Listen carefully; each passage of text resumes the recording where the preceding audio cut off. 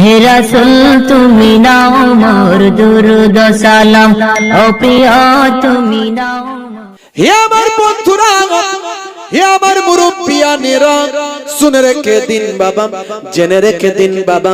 হে মুসলমান, একটুখানি লক্ষ্য করুন, চারিদিক থেকে হাজার হাজার মানুষ নির্দিষ্ট দিনের নির্দিষ্ট জায়গাতে সে হাজিরা দিয়ে দেয়। সেখানে একটা মঞ্চ তৈরি করা হয়েছে। ভাই আমার মঞ্চে সে আগে থেকে পণ্ডিত বাবু এসে বসে আছেন। প্রবীণ মানুষ, শিক্ষিত মানুষ, জ্ঞানী মানুষ, বুদ্ধিমান মানুষ, তিনি চেয়ারে বসে আছেন।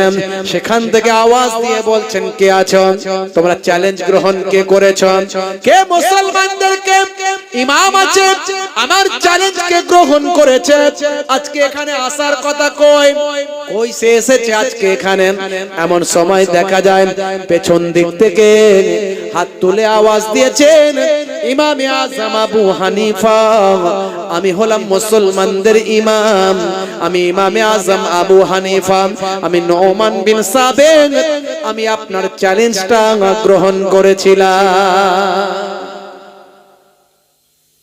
বলে, বাবা তোমার বয়স কম, তুমি ইয়ং মানুষ, ছোট বয়স, কাঁচা বয়স, পারবে না বাবা, পারবে না। বসে পড়ো, বসে পড়ো, চ্যালেঞ্জ গ্রহণ তুমি করো না। তোমার ভালোবাসার মানুষদের কাছে অপমানিত হয়ে যায় বাবা, তোমার ভালোবাসার মানুষদের কাছে লজ্জিত হয়ে যায় বাবা। চ্যালেঞ্জ গ্রহণ করতে যেও না বাবা, তুমি অসম্মানিত হয়ে যাবে। বসে পড়ো বাবা, বসে পড়ো। ইমামে আজম আবু হানিফা হুজুর বলেন, আমি হলাম মুসলমানদের ইমাম, আমি হলাম ইমামে আজম, আমাকে লোকে ইমামে আজম বলেন, সারা আজমের ইমাম বলেন, এত সম্মান আমাকে করেন। আমি মুসলমানদের নেতা, আমি হলাম আবু হানিফা, আমি আপনার লেকচার শোনার জন্য আসি না, আমি আপনার বক্তৃতা শোনার জন্য আসি নাই। আমার বয়স কম হতে পারে, কিন্তু আমি আপনার চ্যালেঞ্জটা গ্রহণ করার ক্ষমতা দেখিয়েছি। আমার আল্লাহ যদি রাজি হয়ে যান, আপনি চিন্তা করবেন না, ভাববেন না, আপনার চারটে প্রশ্নের উত্তর যুক্তি এবং উক্তির মাধ্যমে আমি দিয়ে দেব ইনশাআল্লাহ, আমি দিয়ে দেব, আপনি চিন্তা করবেন। হে তরুণ যুবকেরা, হে আমার বন্ধুরা, হে আমার মুরব্বিয়ানেরা, শুনে রেখে দিন বাবা, জেনে রেখে দিন বাবা। এমন সময় মঞ্চে বসে আছেন ওই পণ্ডিত পাদ্রী সাহেব, পণ্ডিত সাহেব মঞ্চে বসে আছেন। ইমাম আজম আবু হানিফা রাহমাতুল্লাহ আলাইহি, পেছন থেকে তাকে রাস্তা করে দেওয়া হয়েছে। ভিড় ঠেলে ভিড় ঠেলে ভিড় ঠেলে মঞ্চের সামনে চলে এসেছেন। পাদ্রী সাহেব বলছেন, তাহলে শুরু করি, তাহলে শুরু করি, প্রশ্ন শুরু করি। ইমাম আজম আবু হানিফা রাহমাতুল্লাহ আলাইহি বলেন, শুরু করবেন বটে, তার আগে আমার একটা প্রশ্ন আছে। হে পণ্ডিত সাহেব, আমার একটা প্রশ্ন আছে, তার আগে আপনার প্রশ্নের উত্তর দেওয়ার আগে আমার একটা প্রশ্ন আছে। বলে, কি প্রশ্ন? বলে, আচ্ছা বলুন তো দেখি, প্রশ্নকারীর সম্মান বেশি না উত্তরদাতার সম্মান বেশি? সম্মান কার বেশি? যে প্রশ্ন করে তার, না যে উত্তর দেয় তার? প্রশ্ন আপনি যা খুশি করতে পারেন, পকেটে লিখে নিন, ঘর থেকে বই থেকে, আজকে মোহেবুল্লাহ হুসাইনি আসছে, একটা প্রশ্ন জিজ্ঞাসা করব, আমি কিছুই জানি না, আমার যেটুকু মগজে আছে সেটুকু থেকে বলতে হবে। আর আপনি মগজটা বই থেকে তুলে নিয়ে এসেছেন, কি কারো বুদ্ধি নিয়ে নিয়েছেন? কথা ঠিক না? তাহলে উত্তরদাতার সম্মান বেশি। হে তরুণ যুবকেরা, পাদ্রী সাহেব ছিলেন জ্ঞানী মানুষ, পণ্ডিত সাহেব ছিলেন জ্ঞানী মানুষ।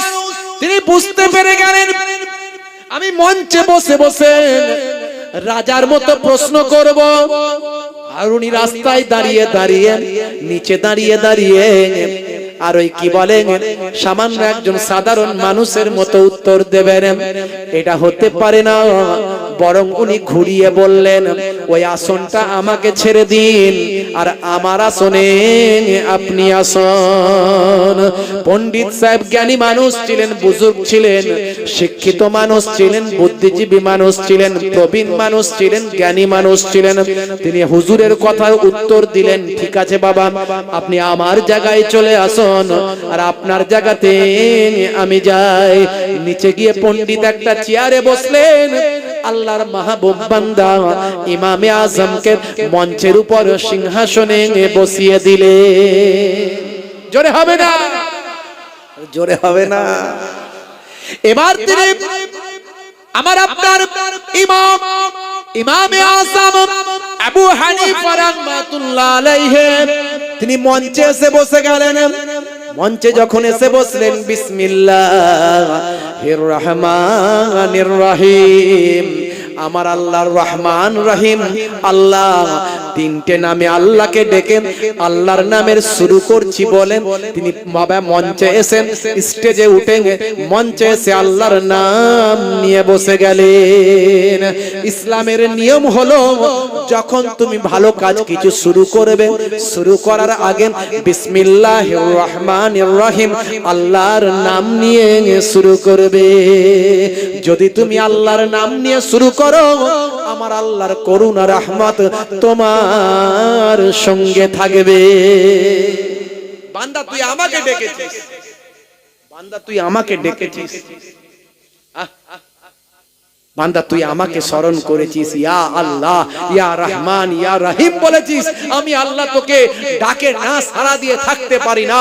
লব্বাইক লব্বাইক লব্বাইক ইয়া আব্দি, হে আমার বান্দা, আমি হাজির, আমি হাজির, আমি হাজির। জোরে বলুন সুবহানাল্লাহ। কিন্তু দুর্ভাগ্য, আমরা কোনো কাজ করতে গেলে আল্লাহর নাম ভুলে যাই, আমাদের মনে থাকে না। মনে থাকবে কি করে? সে কালচার তো আমাদের নাই, সে কালচার আমাদের নাই। নবী যা শেখালেন আমরা শিখিনি, নবী যা বোঝালেন আমরা বুঝিনি।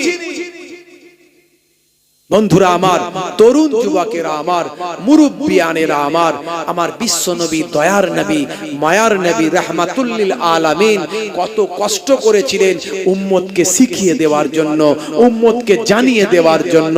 আমার নবী কত কষ্ট করেছেন, আর আমি আপনি রাসূলের সে তরিকা, রাসূলের সে সুন্নতকে গ্রহণ করতে পারি। বন্ধুরা আমার, তরুণ যুবকেরা আমার, হে আমার মুরব্বিয়ানেরা, হে জওয়ান যুবকেরা, শুনে রেখে দিন বাবা, জেনে রেখে দেন। হে মুসলমান, একটু খেয়াল করুন। এমন সময় আল্লাহর মাহবুব বান্দা সেই সময় আল্লাহর নাম নিয়ে সিংহাসনে বসে বললেন, বসে পড়ে বললেন, হে পাদ্রী সাহেব, হে পণ্ডিতজি, এবার আপনি আমাকে বলুন, আপনার প্রশ্নগুলি করুন।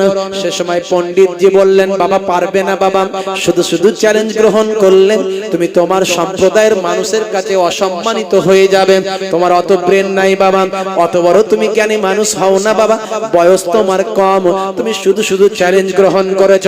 তবে তুমি যখন জিজ্ঞাসা করেছ, তুমি যখন চ্যালেঞ্জ গ্রহণ করেছ, আমি তোমাকে প্রশ্নটা করতে থাকেন। আমার পণ্ডিতকে সে সময় পণ্ডিত সাহেবকে বললেন, হে পণ্ডিতজি, হে পণ্ডিতজি, আপনি আপনার প্রশ্ন করুন, উত্তর দিতে পারবো কি না পারবো চিন্তা করবেন না, তবে আমি আল্লাহর উপর ভরসা রেখেছি, ইনশাআল্লাহ আমার বিশ্বাস আপনার প্রশ্নের উত্তরটা যুক্তি এবং উক্তির মাধ্যমে দেব। আমি বিশ্বাস আমি যুক্তি এবং উক্তির মাধ্যমে দেব। বাবা মাথায় রাখবে, এক যুক্তি দিতে হবে, এমন যুক্তি দেবে যাতে বোকা লোকেরাও মেনে নেয়। এমন যুক্তি দেবে, মাস্টার বোঝায় না স্কুলে, এক একটা মাস্টার লোকে বলে না ভালো মাস্টার রে, কেন বলে বলুন তো? আরে আমি নিজেও তো মাস্টার, আমি নিজেও তো টিচার, হাই স্কুল টিচার। আপনারা জানেন হয়তো 13 বছর সার্ভিস লাইফ আমার। স্কুল সার্ভিস কমিশনে আমি এই বেঙ্গলে, ইস্টার্ন জোনে বেঙ্গলে আমি 3 নম্বরে র‍্যাঙ্ক করেছিলাম, আল্লাহ করিয়েছিলেন আপনাদের দোয়ায়, আমি 3rd হয়েছিলাম। 13 বছর সার্ভিস আমার। তো ওই লোকে বলে না মাস্টারটা খুব ভালো রে, আসলে এমন ভাবে ঘুরিয়ে পেঁচিয়ে বোঝায় যাতে খুব ব্রেনি ছেলেরা তারাও বুঝতে পারে, আবার নরমাল ব্রেন তারাও বুঝতে পারে, আবার একেবারে বোকা গবেট যারা তারাও বলে না স্যার বুঝে নিয়েছি, যা বলেছে বুঝতে পেরেছি। এই যে বোঝানোর ক্ষমতা, আমার নবী হলেন শ্রেষ্ঠ টিচার। আমার নবী হলেন লিডার, টিচারদের টিচার, টিচারদের টিচার। একদিন আমার নবী দুটো রেখা টেনেছেন, দুটো দাড়ি টেনেছেন, টেনে বলেন সাহাবীরা কিছু বুঝতে পারছো, কিছু বোঝা যাচ্ছে? বলে হুজুর আপনি বোঝালে বুঝবো, কি করে বুঝবো? বলে বলবো, বলে বলুন বলুন হুজুর। বলে দেখো বাবা, একটা বড় দাড়ি আর একটা ছোট দাড়ি, একটা বড় সরল রেখা একটা ছোট সরল রেখা, আমরা যখন সরল রেখা বলি লাইন দাড়ি। বলে তার মানে কি হুজুর? বলে বলি তাহলে। বলে বলো, বলুন হুজুর। তখন বলছেন দেখো বাবা, এই যে একটা বড় আর একটা ছোট, এই বড়টা হলো তোমাদের ড্রিম, তোমাদের স্বপ্ন, তোমাদের আশা, তোমাদের আকাঙ্ক্ষা। একতলা বাড়ি করেছো, স্বপ্ন তোমার আছে যে আমার দুটো ছেলে দোতলা করতেই হবে। একটা তোমার দোকান, তোমার স্বপ্ন হচ্ছে দুটো ছেলে আমার দুটো দোকান করে দিতে হবে, দুই ছেলেকে দুটো দোকান করে দেব। 1 বিঘা জমি আছে, ছেলে হচ্ছে দুটো, মনে মনে নিয়ত আছে আমার কোন রকমে মরার আগে যেন দুই ছেলেকে 2 বিঘা জমি করে দিয়ে মরতে পারে। এই যে তোমার স্বপ্ন, তোমার ড্রিম, একটা গাড়ি থাকলে 3টে গাড়ি কিনবো, একটা ফ্ল্যাট থাকলে 4টে ফ্ল্যাট কিনবো, একটা ব্যবসা থাকলে 4টে ব্যবসা করব, এটা হলো তোমার ড্রিম বড়টা।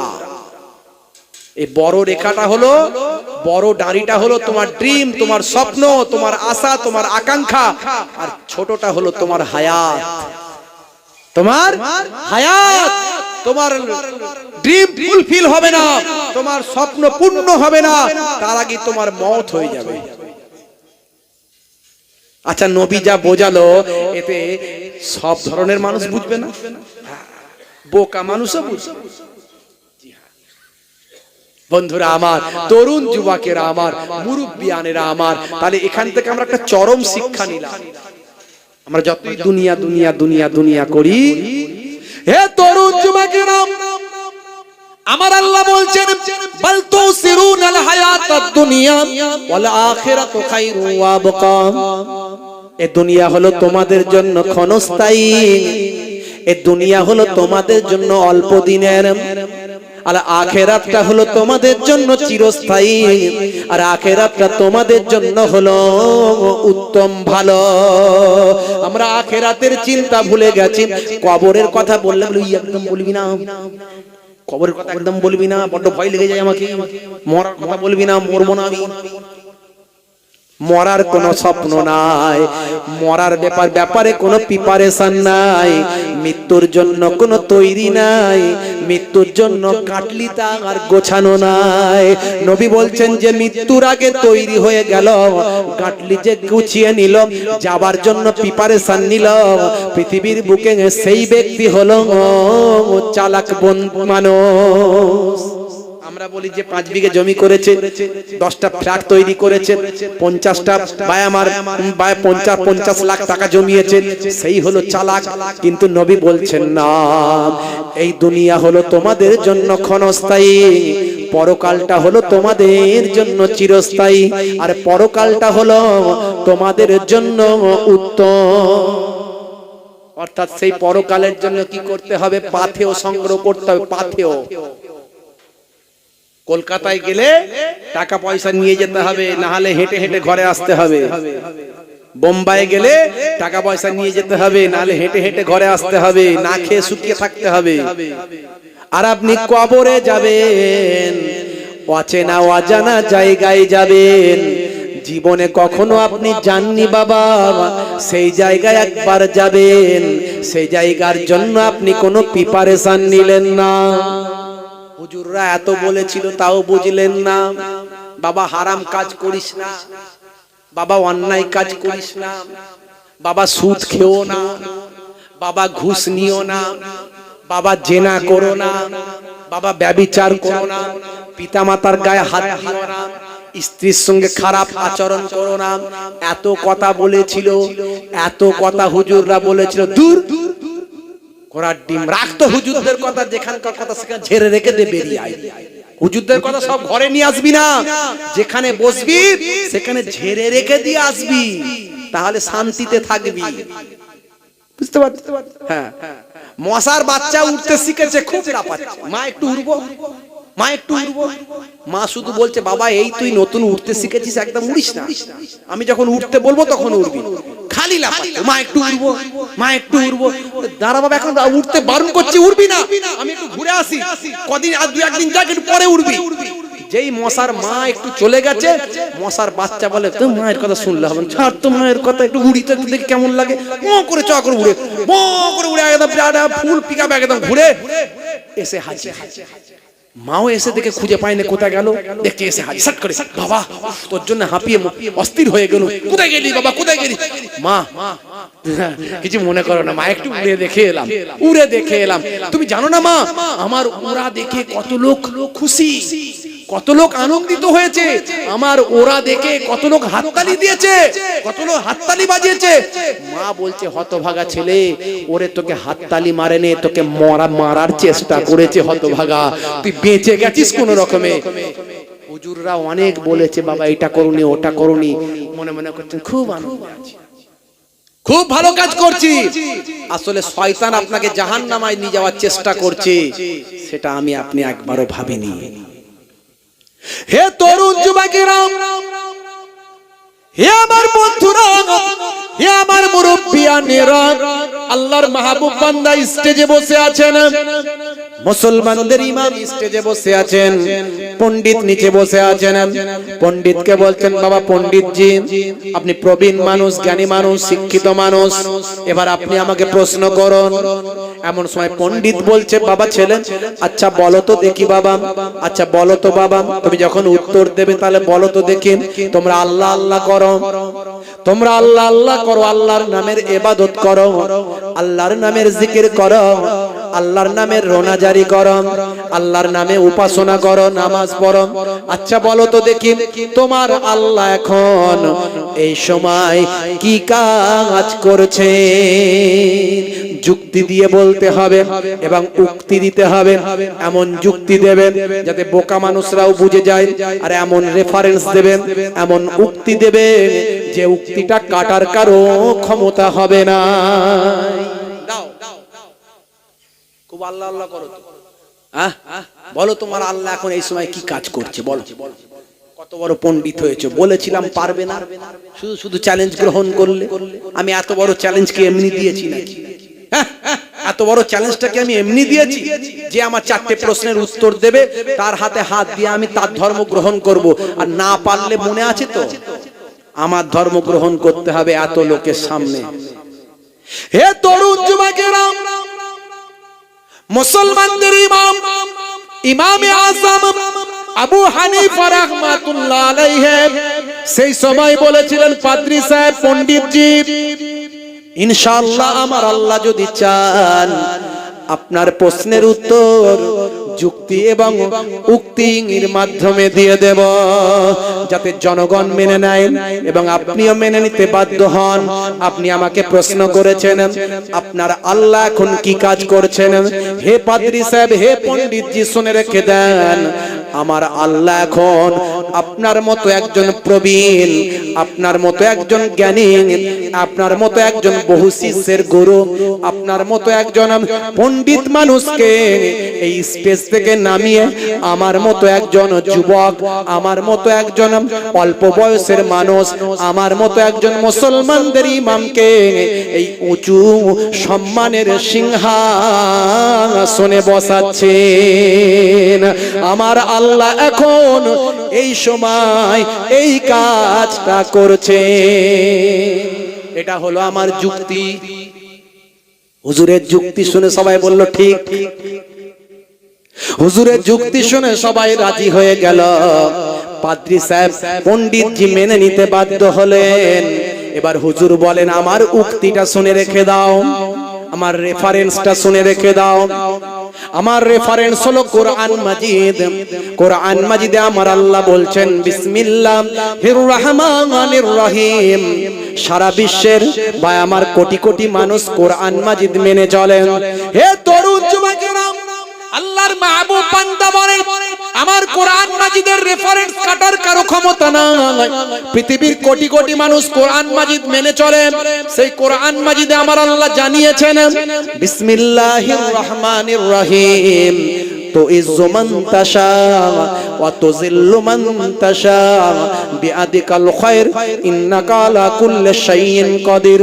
আমার আল্লাহ যাকে চান সম্মান দেন, আমার আল্লাহ যাকে চান অসম্মান করেন।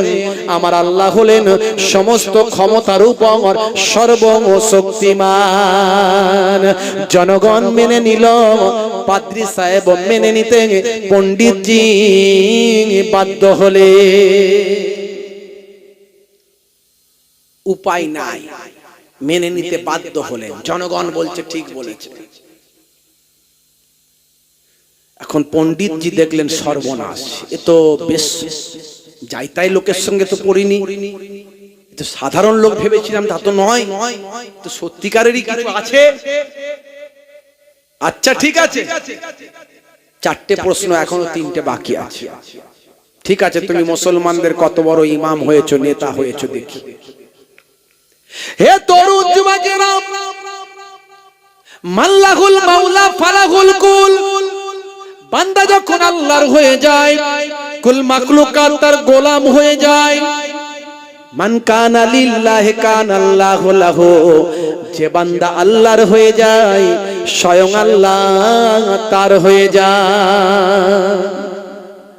আহা, নবীর আশিক যদি হয়ে যান, আপনি যদি আল্লাহর নেক বান্দা যদি হয়ে যান, আপনার হেফাজতের দায়িত্বটা, আপনার সম্মান রক্ষা করার দায়িত্বটা আমার আল্লাহ স্বয়ং গ্রহণ করে না। বন্ধুরা আমার, তরুণ যুবকেরা, পণ্ডিতজি বলছেন আচ্ছা বলেন তো দেখি, হে মুসলমানদের ইমাম, আপনি প্রথম উত্তর দিয়েছেন, দ্বিতীয় উত্তর দিতে পারবেন না। আচ্ছা বলেন তো দেখি, আপনারা আল্লাহ আল্লাহ আল্লাহ আল্লাহ করেন, আপনার আল্লাহ এখন কোথায় আছেন? ভারতে, পাকিস্তানে, আফগানিস্তানে, জার্মানে, রাশিয়াতে, কুয়েতে, কোথায় আছে? আপনারা আল্লাহ আল্লাহ করেন। বড্ড কঠিন প্রশ্ন, যুক্তি এবং উক্তি দিতে হবে। একটা পেরেছেন, দ্বিতীয়টা পারবেন না। বলেছিলাম পারবেন না, কেন লজ্জিত হতে এলেন? আপনার আল্লাহ এখন কোথায় আছেন বলেন। এমন সময় ইমামে আযম আবু হানিফা রাহমাতুল্লাহ আলাইহি সে সময় বলেন, আপনার প্রশ্নের আমি উত্তর দেব পণ্ডিতজি, তার আগে আমার একটা প্রশ্ন আছে। বলে কি প্রশ্ন? মাথা চুলকাচ্ছে, সর্বনাশ, আবার আমাকে কি জালে ফালে ফেলবে রে বাবু। আচ্ছা বলেন তো পণ্ডিতজি, হোয়াট ইজ আত্মা? আত্মা জানেন, আত্মা বোঝেন, রূহ বোঝেন। আচ্ছা বলুন তো, মানুষের শরীরে রূহ কোথায় আছে? একটা মানুষ হেঁটে হেঁটে যাচ্ছে, হঠাৎ করে পড়ে গেল, হাত আর তার ওঠে না, পা আর তার চলে না, চোখ আর দেখে না, কান আর শোনে না, মুখ আর বলে না, তার মধ্যে কি নাই? পণ্ডিতজি বলে রূহ নাই, আত্মা নাই। বলে হোয়াট ইজ আত্মা? আত্মা কি? আত্মা কোথায় থাকে? মানুষের শরীরে আত্মা কোথায় থাকে? পণ্ডিতজি মাথা চুলকে ভেবে নিয়ে বলছে, মানুষের সারা শরীরের মধ্যেই থাকে। হুজুর বলে আলহামদুলিল্লাহ, আপনার প্রশ্নের উত্তর হয়ে গেছে। আপনি বলছেন আল্লাহ কোথায় আছে? আমার আল্লাহ সারা কুল কায়নাতের মধ্যে আছেন। এটা হলো আমার যুক্তি, এটা হলো আমার যুক্তি আর উক্তিটা শুনে রেখে দেন আইনামা তো আল্লু ফাসাম্মা ওয়াজহুল্লাহ বান্দা তোরা যেদিকে তাকাস না কেন আমার রহমতের করুণা দৃষ্টি সেদিকে পাওয়া যায় জনগণ স্বীকার করে নিল পাদ্রী সাহেব স্বীকার করতে বাধ্য হয়ে গেলে 2 নম্বর প্রশ্নের উত্তর হয়ে গেছে পাদ্রী সাহেব পণ্ডিতজি চিন্তা করছে তাই তো এ তো সাধারণ লোক নয় রে বাবু যাকে তাকে নিয়ে তো পারিনি এ তো কঠিন লোক নিয়ে পড়েছি মনে হচ্ছে দিয়ে দেবে নাকি রে বাবু উত্তর আর কড়া প্রশ্ন করতে হবে অনেক ভেবে চিন্তে 3 নাম্বার প্রশ্ন করবে পণ্ডিতজি হুজুর বলছেন পণ্ডিতজি প্রশ্ন করুন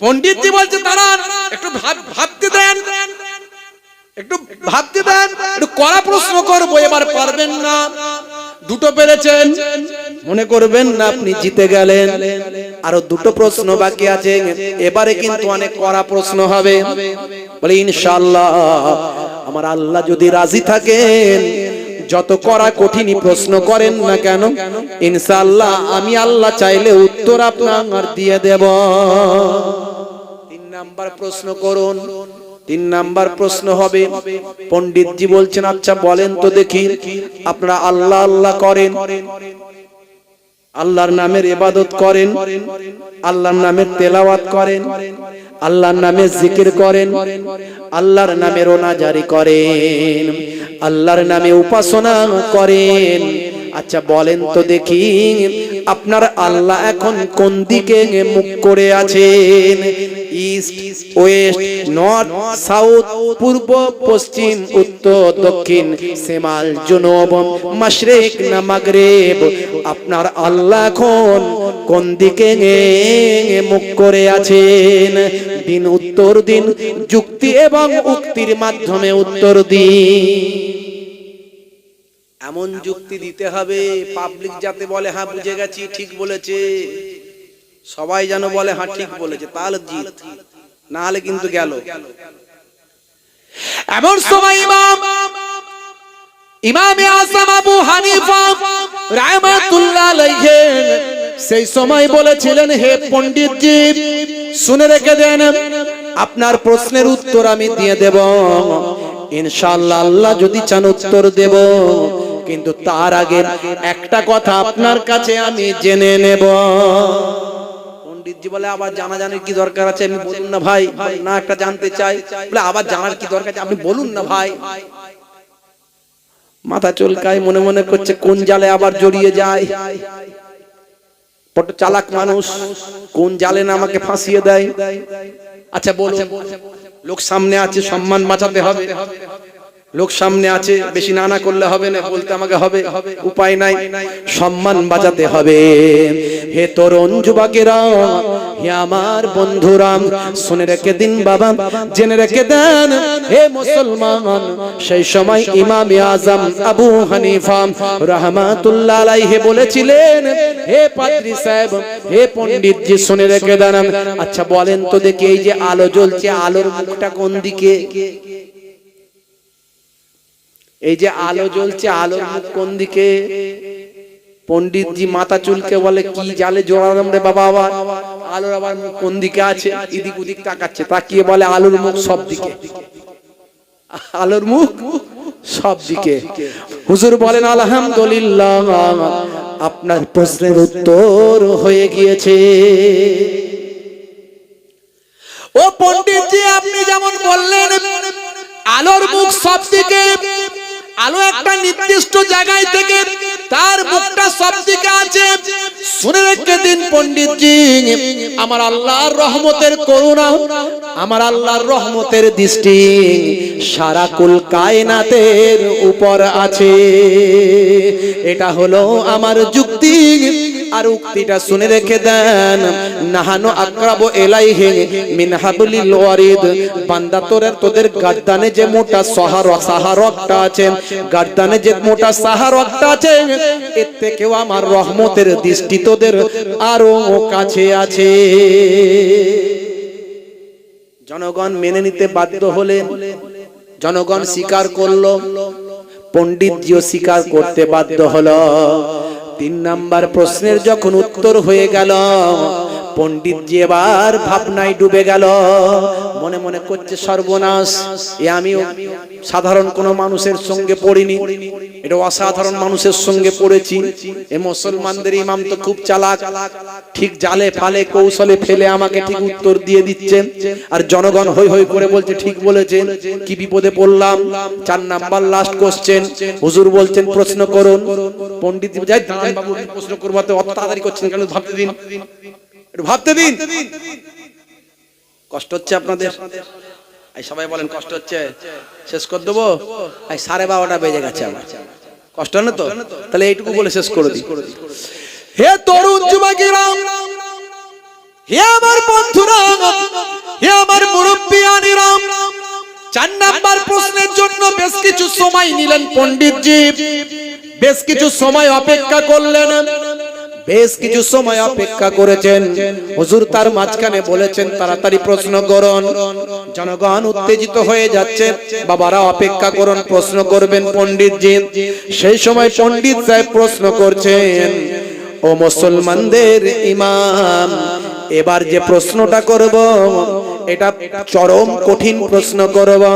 আপনি 3টে প্রশ্নের উত্তর পারলেও এই প্রশ্নের উত্তর আপনি পারবেন না, গ্যারান্টি দিচ্ছি আপনি পারবেন না। এটা হলো সবচেয়ে কঠিন প্রশ্ন। আচ্ছা হুজুর বললেন, বাবা আপনি বলুন। পণ্ডিতজি আপনি বলুন, আপনার প্রতি আমার শ্রদ্ধা আছে, প্রবীণ মানুষ, আপনি চ্যালেঞ্জ করেছেন, আমি চ্যালেঞ্জ গ্রহণ করেছি। আমার আল্লাহ যদি আমাকে বলেন, ইনশাআল্লাহ আপনার এই প্রশ্নেরও উত্তর আমি দিয়ে যাব। এ তরুণ যুবকেরা, 4 নাম্বার প্রশ্ন করার জন্য তৈরি হলেন। পণ্ডিতজি বললেন তাহলে প্রশ্ন করি। হুজুর বললেন করুন। সেই সময় পণ্ডিতজি বললেন আচ্ছা 4 নাম্বার লাস্ট কোশ্চেন, বাবা কঠিন কোশ্চেন। হে মুসলমানদের নেতা, মুসলমানদের ইমাম, আপনার বয়স কম, পারবেন না, এটা হলো বড্ড কঠিন প্রশ্ন, আপনি অপমানিত হয়ে যাবেন। দেখুন যেহেতু আপনি চ্যালেঞ্জ গ্রহণ করেছেন, এ প্রশ্ন আমাকে করতেই হবে। তবে শুনে রাখুন, পণ্ডিতজি বললেন, হে মুসলমানদের ইমাম, আপনি 3টে প্রশ্নের উত্তর দিয়েছেন বলে এটা পারবেন এটা ভাববেন না, এটা হলো সবচেয়ে কঠিন প্রশ্ন, আমার নির্বাচিত কঠিন প্রশ্ন। আচ্ছা আপনি যখন চ্যালেঞ্জ গ্রহণ করেছেন, তবে 4 নাম্বার কোশ্চেন আমি করব এই জনগণের সামনে। আচ্ছা জনগণ সাক্ষী, দেখো তোমরা, আমি 4 নাম্বার প্রশ্ন করি।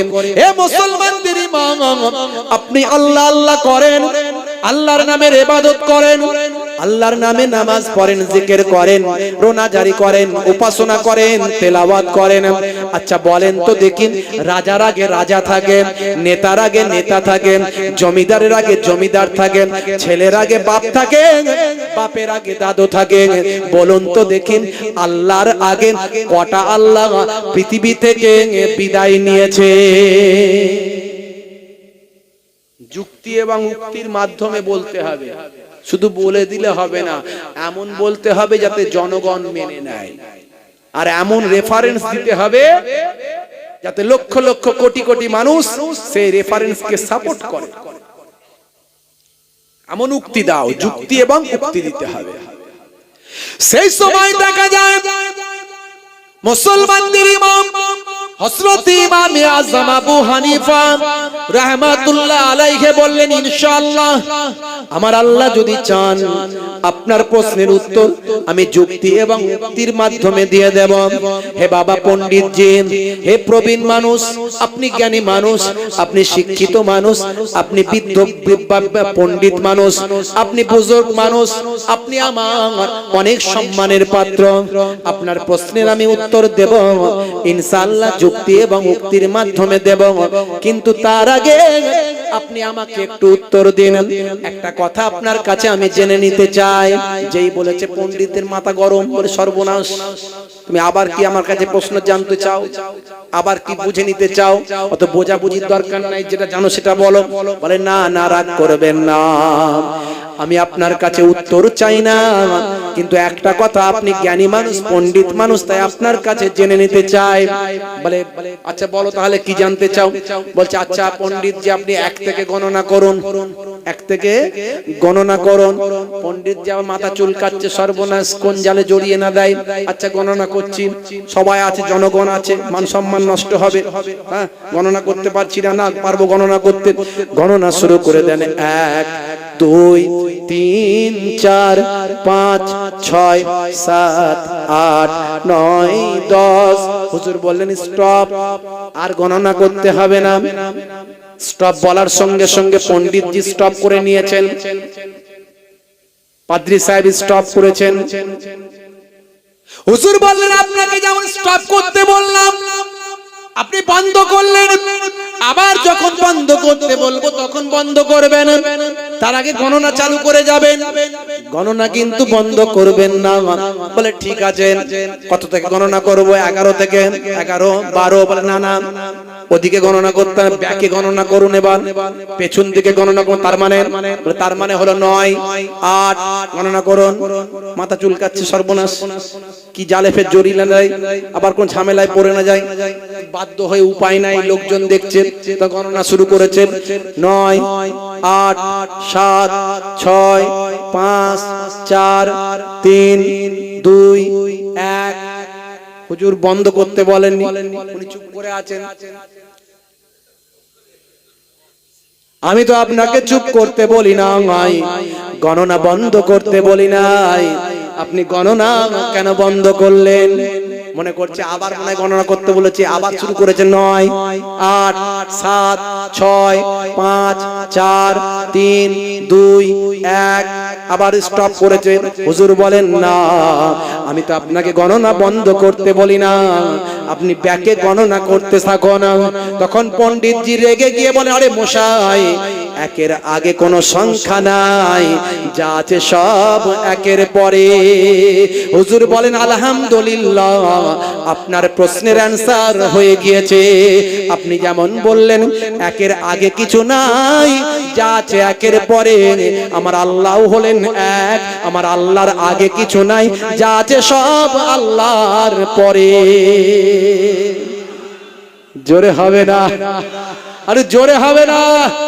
জনগণ স্বীকার করে নিল, পাদ্রী সাহেব পণ্ডিতজি স্বীকার করতে বাধ্য হলেন।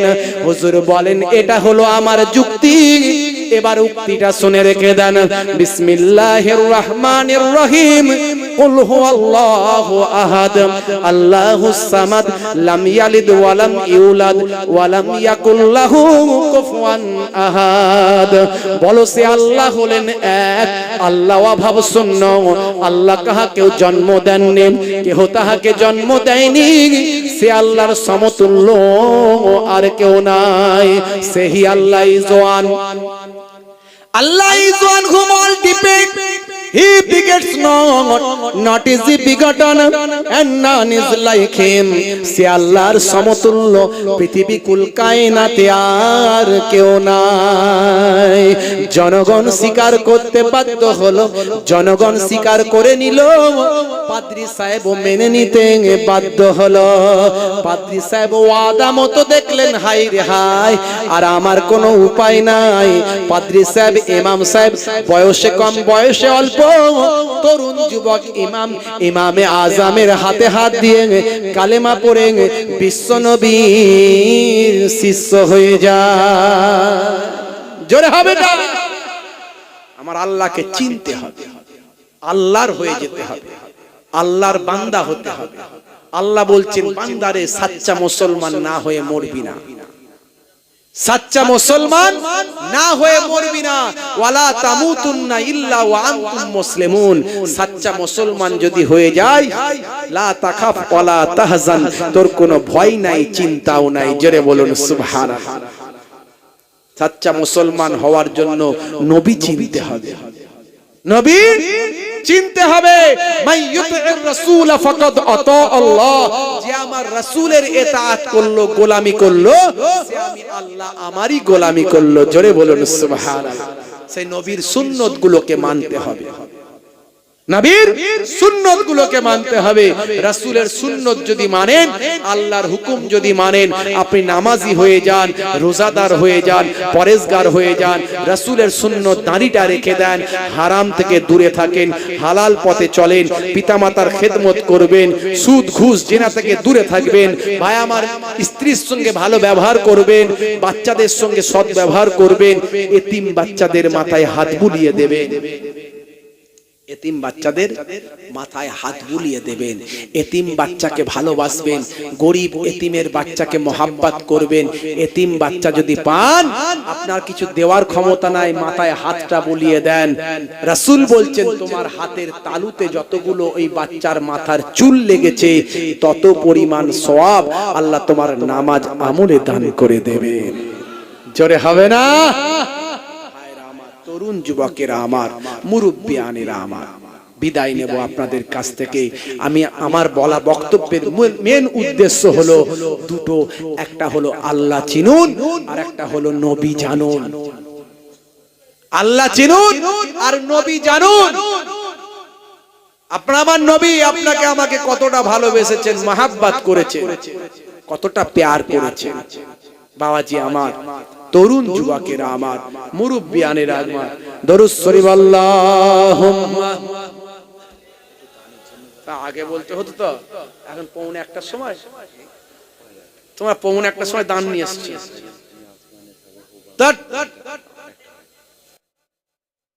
বন্ধুরা আমার, তরুণ যুবকেরা আমার, আগে আল্লাহ চিনতে হবে, আগে নবী চিনতে হবে। আগে আল্লাহকে চিনুন, নবীকে চিনুন। কলেমার মধ্যে আছে দুটো শব্দ, লা ইলাহা ইল্লাল্লাহ, মুহাম্মাদুর রাসূলুল্লাহ। এই দুটো বাক্য আছে কলেমার মধ্যে, দুটো বাক্য মত আছে কলেমার মধ্যে। প্রথম বাক্যটাতে বলা হয়েছে লা ইলাহা ইল্লাল্লাহ, নাই কেউ খোদা আল্লাহ ছাড়া, মুহাম্মাদুর রাসূলুল্লাহ সাল্লাল্লাহু আলাইহি ওয়াসাল্লাম। মুহাম্মাদুর রাসূলুল্লাহ হলেন আল্লাহর প্রেরিত রাসূল এবং বান্দা। মুহাম্মাদুর রাসূলুল্লাহ, মুহাম্মদ সাল্লাল্লাহু আলাইহি ওয়াসাল্লাম আল্লাহর রাসূল। রাসূল মানে প্রেরিত দূত, আমার আল্লাহর পাঠানো পয়গম্বর। হে তরুণ যুবকেরা, হে আমার বন্ধুরা, কালেমার একটা প্রথম শব্দ হলো লা।